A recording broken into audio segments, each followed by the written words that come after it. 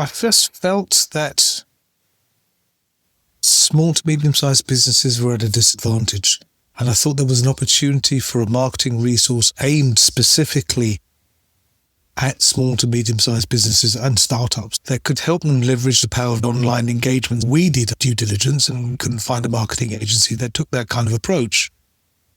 So, January 2008, I resigned my comfortable corporate job with all its trappings like international travel and company BMW and expense accounts and all that sort of stuff. And we launched 2008, which, as you'll recall, was probably not the best time to start a marketing agency. Any business. Not the best business decision I've ever made, but with not a small amount of luck and the support of fantastic clients, we weathered the storm of the post-boom recession. Years later, here we've grown to 19 people in 9 countries, helped over 400 clients, marketing strategies, branding, design, websites. Most importantly, get it from a behavioral science aspect. So what our differentiation, if you like, is that we apply behavioral science thinking into a lot of the strategic and tactical execution to focus on the emotional resonance of our messaging to optimize to our ideal customer profile, our ICP. And that's us. Interesting. But I am the world's biggest super fan. You're like a super fan. Welcome to the Business Superfans Podcast. We will discuss how establishing business superfans from customers, employees, and business partners can elevate your success exponentially. Learn why these advocates are a key factor to achieving excellence in the world of commerce. We discuss the invaluable insights of business owners who have successfully implemented the strategies in the book to build their own team of devoted superfans. Gain insightful knowledge from the experts who create applications that help you create passionate superfans. This is the Business Superfans Podcast with your host, Freddie D. Ready!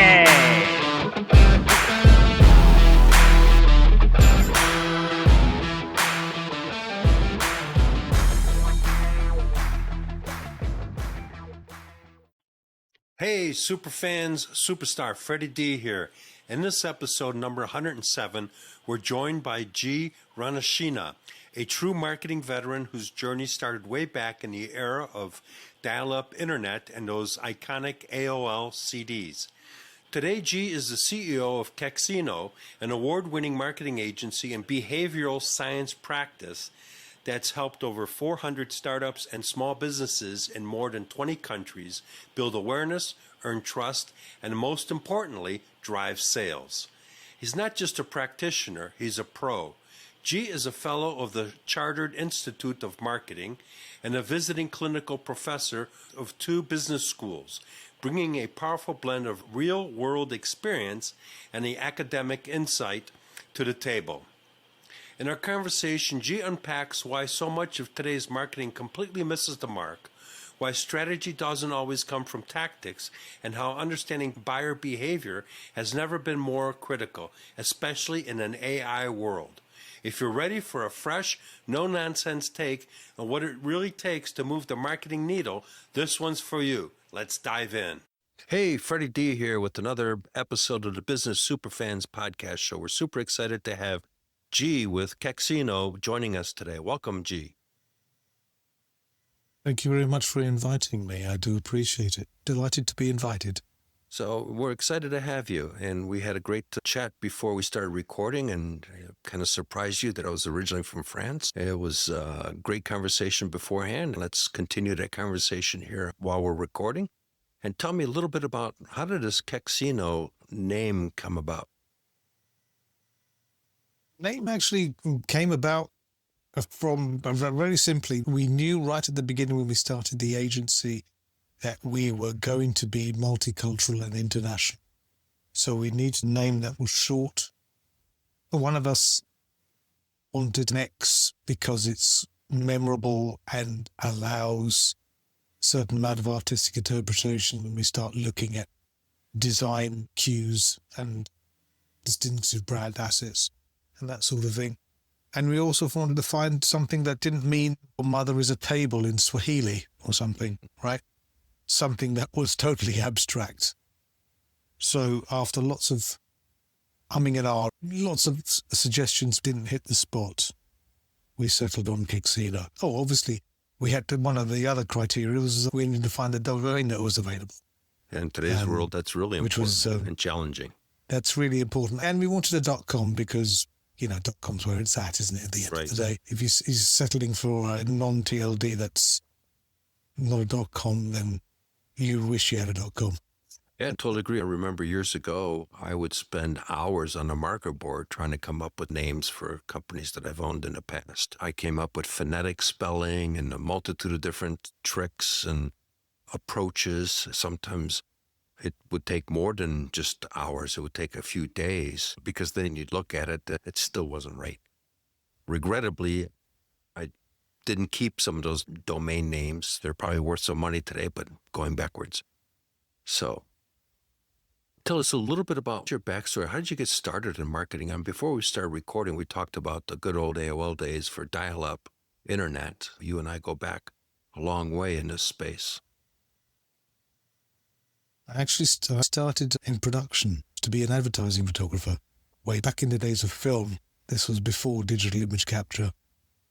I was primarily a studio photographer using 4x5 and 8x10 sheet film cameras. That's where I started. After some time, we were pretty successful. At the end, there were about 4 of us, and we were turning over, 8-figure revenue. I mean, it was pretty good for a while. Then I got drafted into getting involved with digital image capture, right at the very bleeding edge, working with some very innovative and forward-thinking organizations who were very knowledgeable but didn't have the photographic chops to actually understand some important criteria from a photography aspect would influence a buying decision from their products. So I was more like an advisor, consultant for those guys, which we did for a while. Then I made another jump to a distribution company, which, as well as selling these professional grade digital image capture systems, which in the day you'd be looking at about 50 grand just for the digital back, which slotted onto your conventional camera. And this was in the days when 50 grand was a lot of money. Sure. But some of the other products in this company's portfolio was a software product, which was, again, pretty innovative. There wasn't really something to compare it with.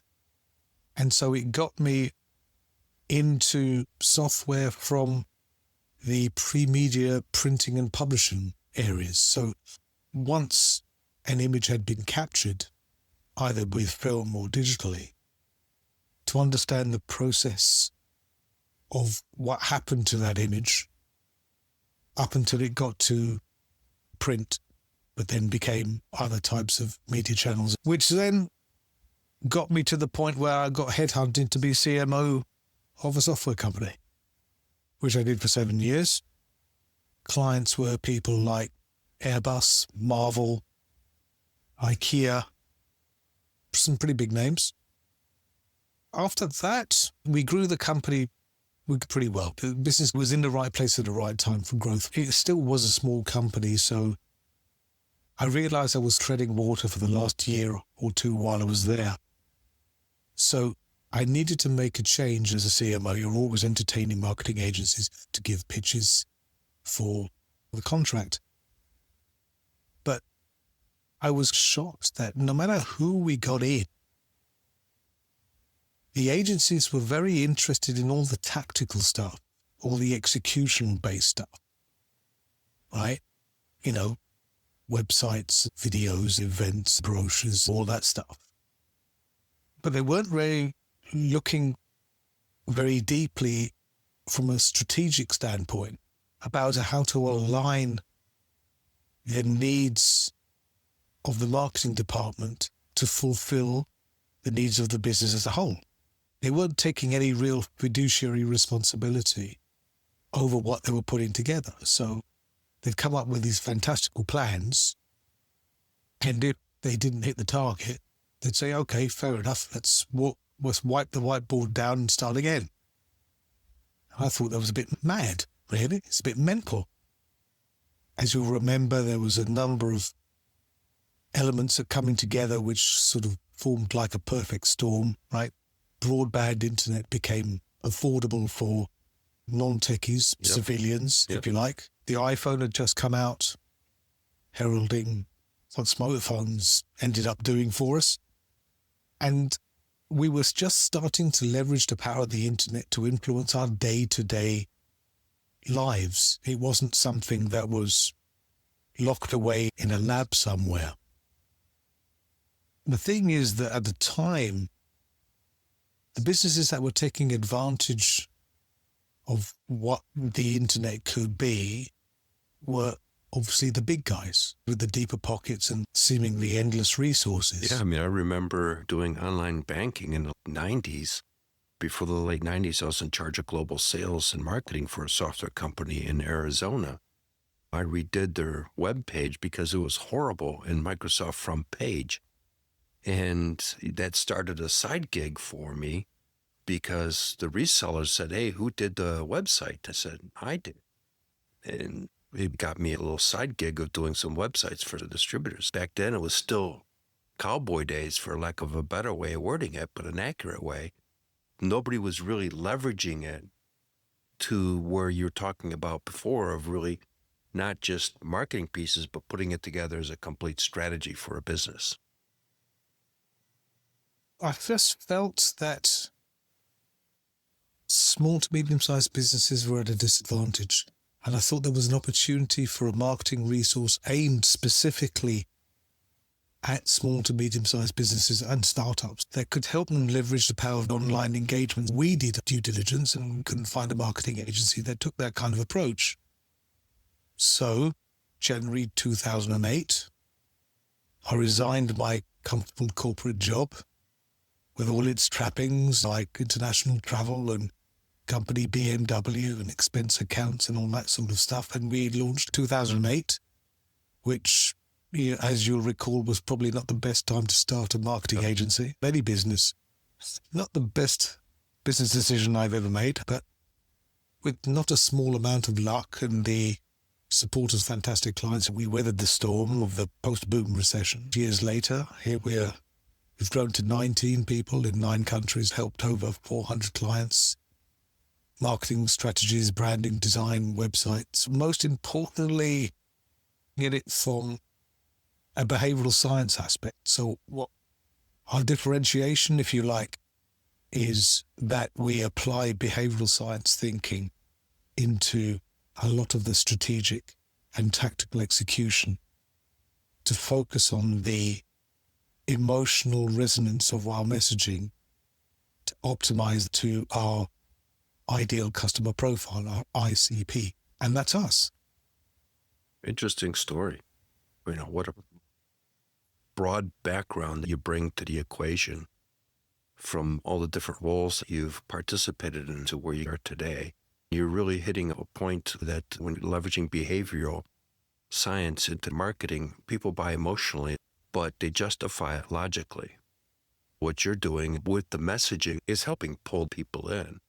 The fact that you started in 2008 and had clients that believed in you and came on board, those are what I would call super fans, diehard business advocates that champion your brand and promote it everywhere. Super fans is a cooler name than brand advocates.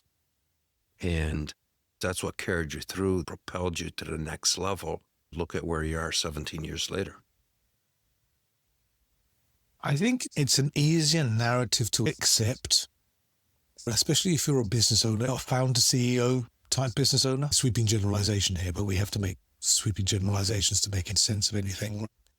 Many founder CEOs have an inherent, I don't know if distrust is the right word, but certainly they are wary of marketing as a core competency for use within the business because of what they have heard for marketing. Maybe they've had their fingers burnt in the past.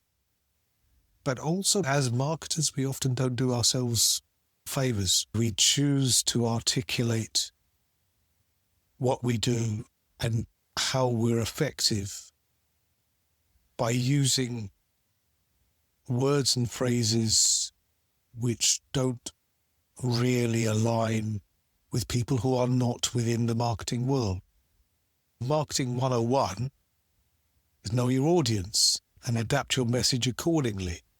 But I don't think we do that very well, because to simplify things to the point where we believe the magic, the skill, competence of our industry is obfuscated to people who are not working within that industry. So we choose to complicate, befuddle, and I don't think that does anybody any good.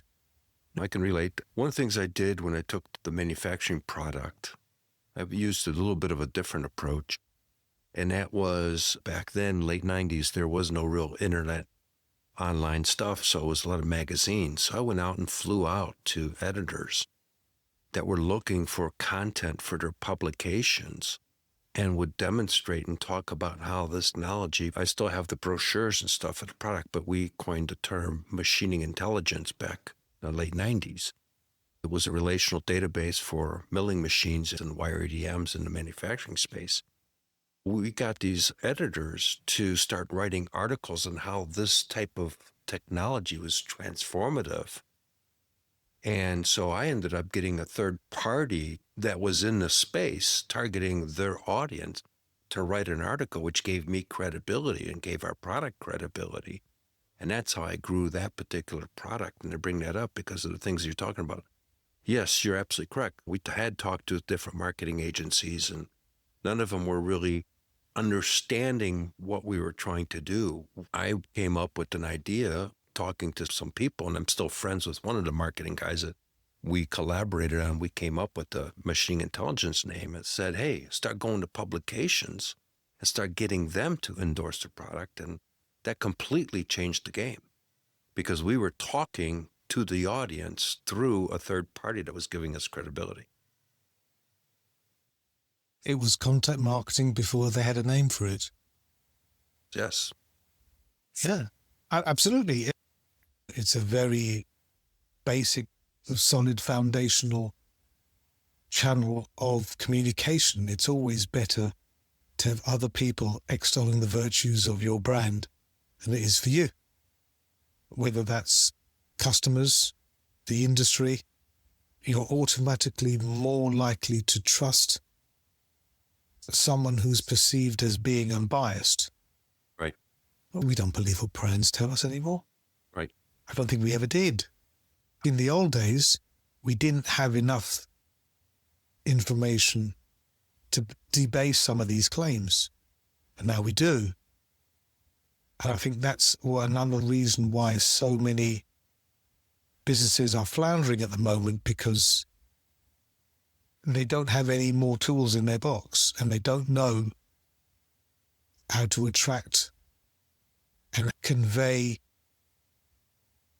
the right kind of information tailored to the particular target or buyer in a way that comes across as being real, authentic, genuine, truly informational, educational, maybe even entertaining along the way, who knows, but something that cuts through.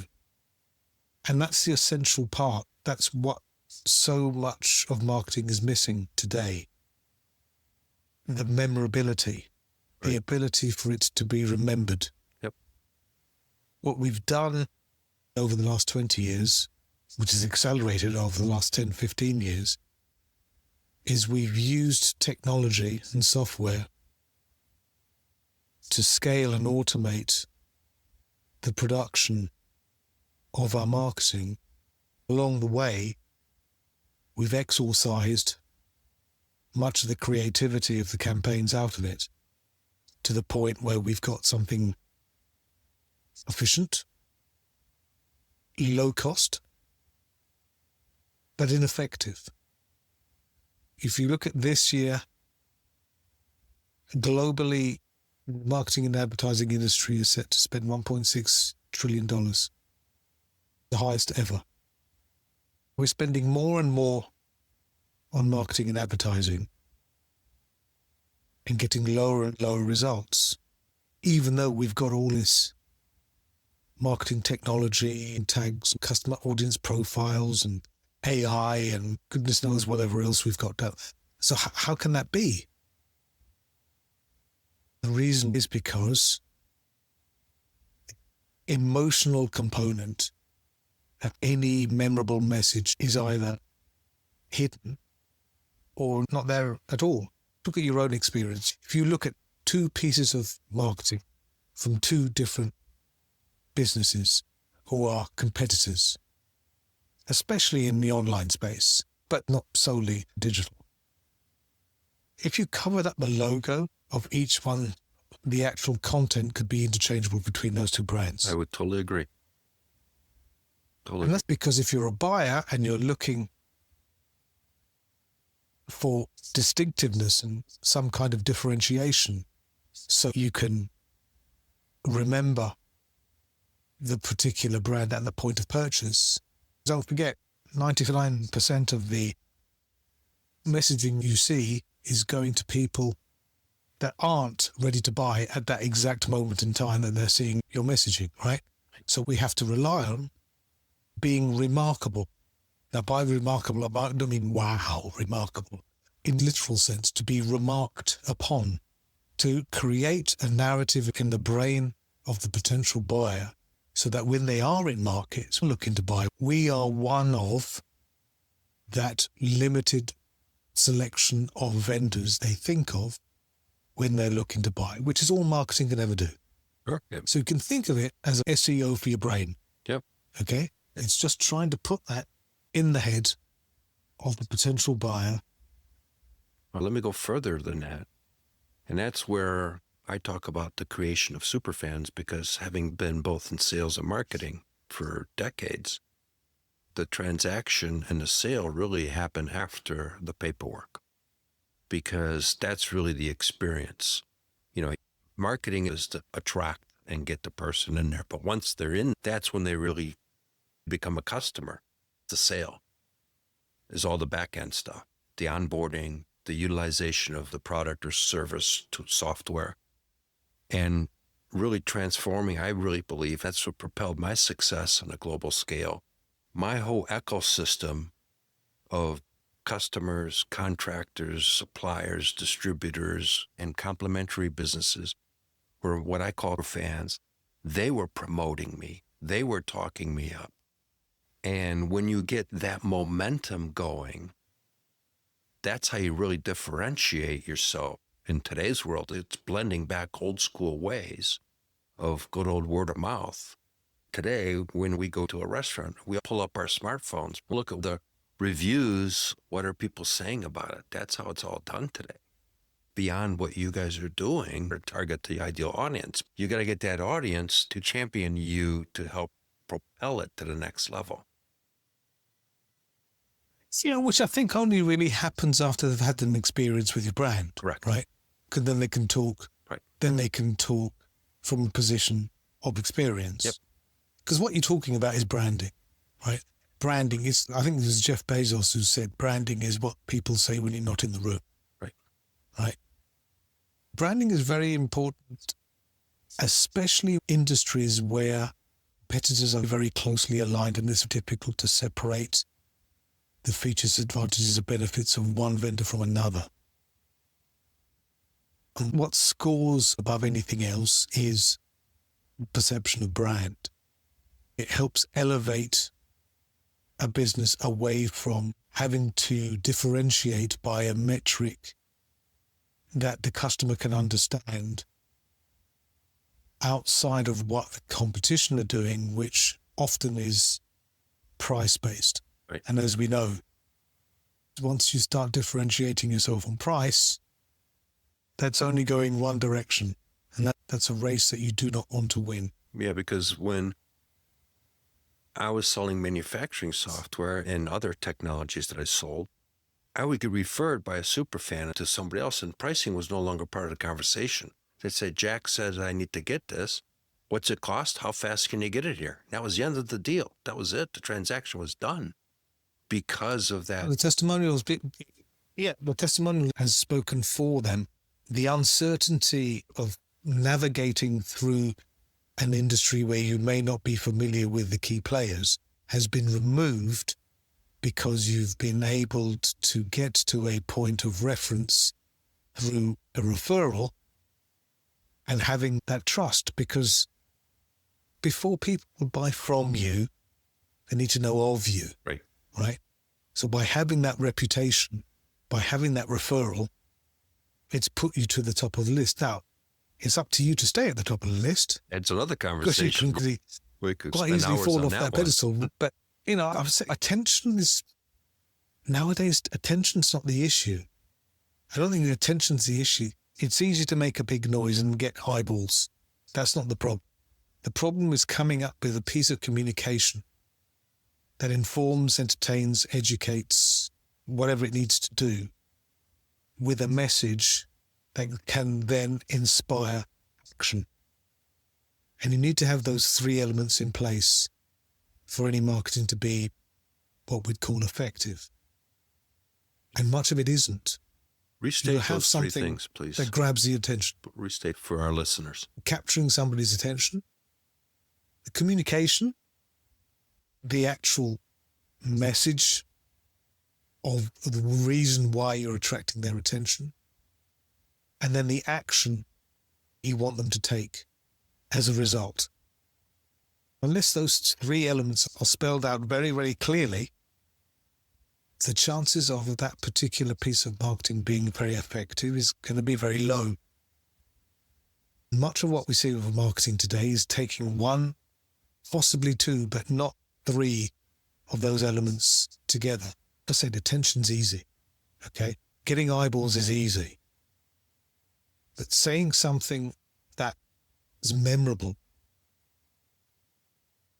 has an emotional as well as a logical, pragmatic component to it, to be able to form those memory structures in the brain, is far too rare. Look at the way the human mind works is reliant upon emotion to secure strong memory structures. Look at any memorable event in your life. It's snapshots. Okay? I look at it as I call it snapshots. You got snapshots of things that you happen in memories. And all of those memories, I'd wager, the strongest memories that you've had in your life thus far have been underpinned by an emotional reaction. Happiness, maybe sadness, maybe anger, maybe grief, maybe whatever. It's underpinned by a very strong emotion. Look how sometimes you can be walking down the street or in a strange place and you suddenly get a smell which instantly transforms you back 10, 20, 50 years in the past. It evokes a very strong emotional reaction, right? Because that's how memory structures are formed. Yes, you need information, you need pragmatism, logic, and rationality, but it's nothing without having an emotional reaction to underpin all of that. Otherwise, it is easily forgotten. And we're not doing that anymore. And this is the reason why so much of our marketing is failing to hit its target. And we're blaming the tools rather than the people who simply aren't doing their jobs. I would agree with that. And the reason why they're not doing their jobs is because they don't know how to do their jobs. Right. Because people conflate marketing with promotion. They think marketing is ads and videos and podcasts and websites and stress balls and events and brochures, right?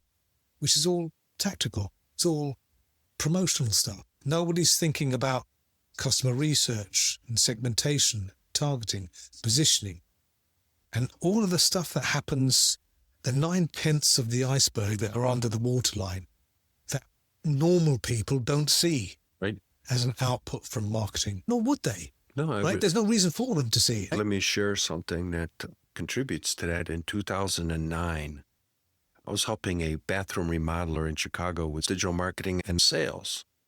I never really sold construction before, but I owned apartment buildings in the past. I ended up getting a referral for a guy looking to get his kitchen remodeled. I'm bringing this up because it's a story, and I created a vision for him of what his place would look like. And we talked about the kitchen, and then we start talking, well, if we do this, this is how the living room's going to look. And if you're going to do this, it's going to be the bathroom, and this is going to be the bedroom. And all of a sudden, the thing that got him excited was he was looking at a whole different place. I ended up selling a $140,000 remodeling project.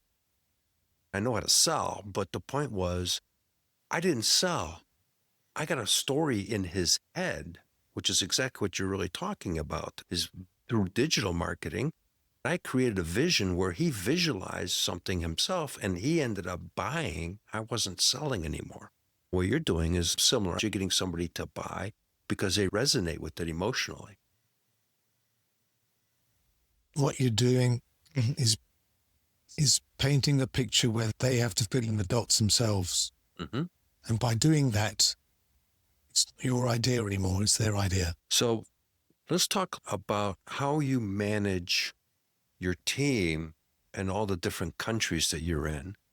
How do you work with all the multicultural challenges, beliefs, languages, and all that stuff? The cultures aren't actually very different. We're 19 people in 9 countries. 9 of us are in the US. The rest are in Europe, Japan, and I have 2 people in Australia. And we've been in a distributed working environment since day one. In 2008, it was a pretty bold move, and there weren't many agencies setting themselves up in a remote working environment at the time. It was quite daring, and we do find our way in terms of how best to communicate and also build culturally within the organization, since you don't have those water cooler moments when you're 20,000 miles away from each other.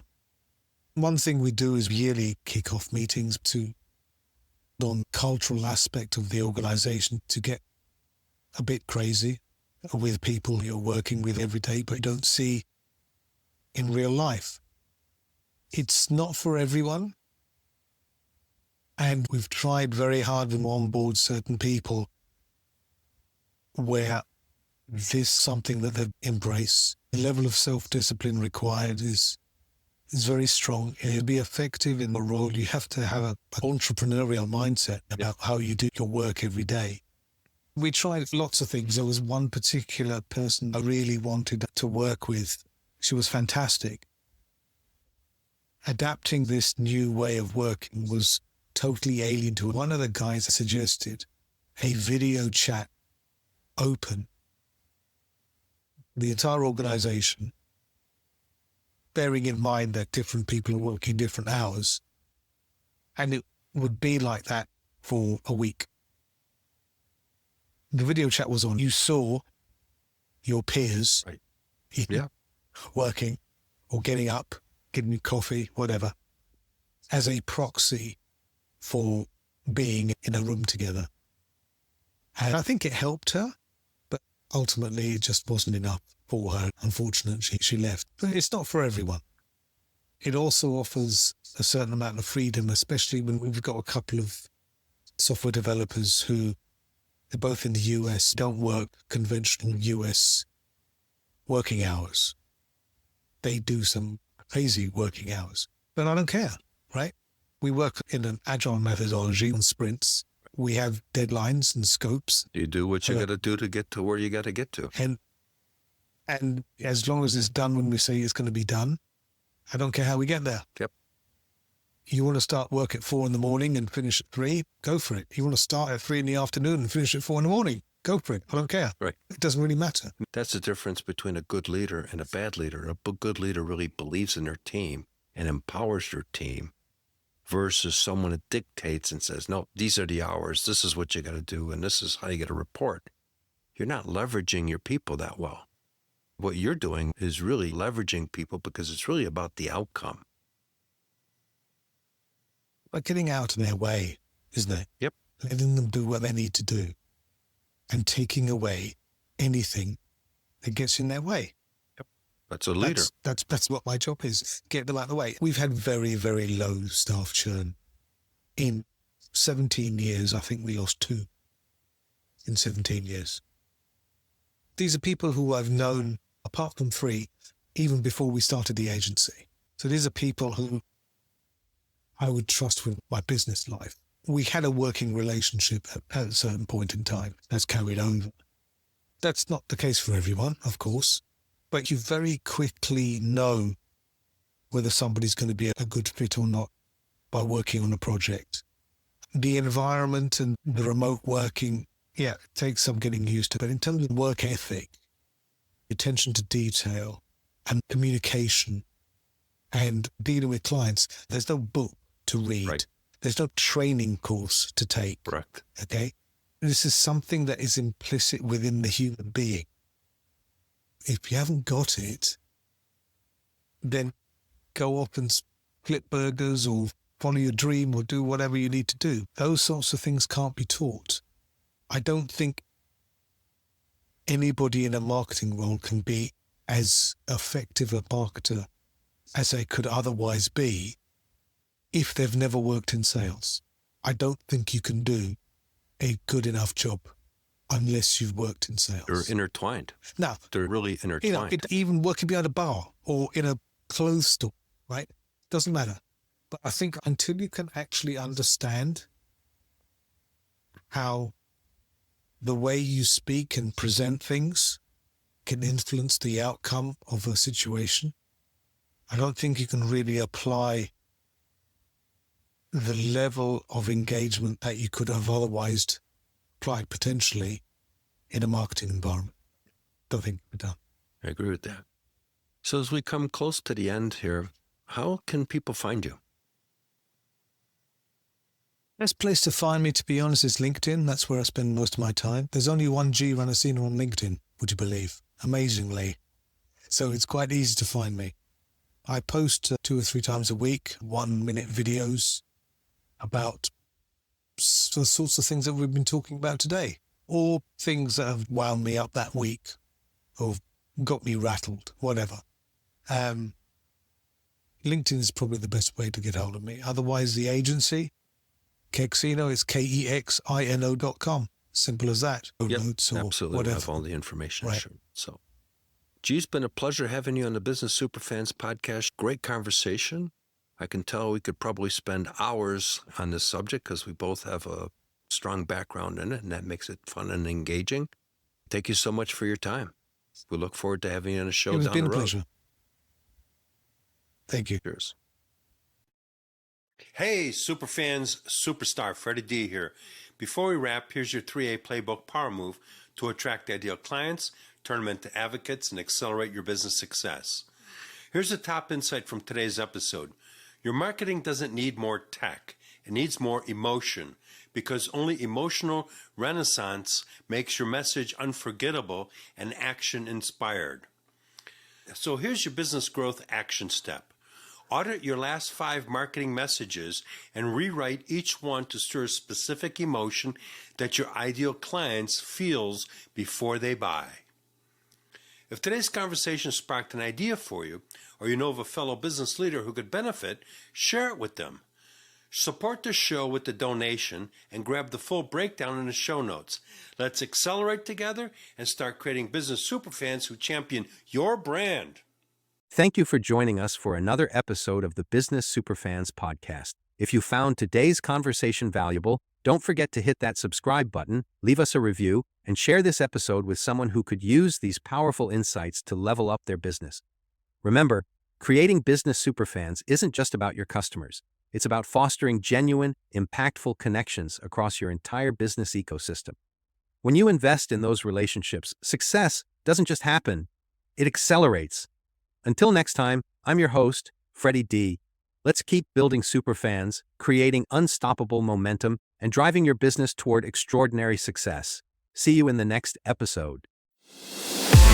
We hope you took away some useful knowledge from today's episode of the Business Superfans podcast. The path to success relies on taking action. So go over to businesssuperfans.com and get your hands on the book if you haven't already. Join the Accelerator community and take that first step in generating a team of passionate supporters for your business. Join us on the next episode as we continue guiding you on your journey to achieve flourishing success in business.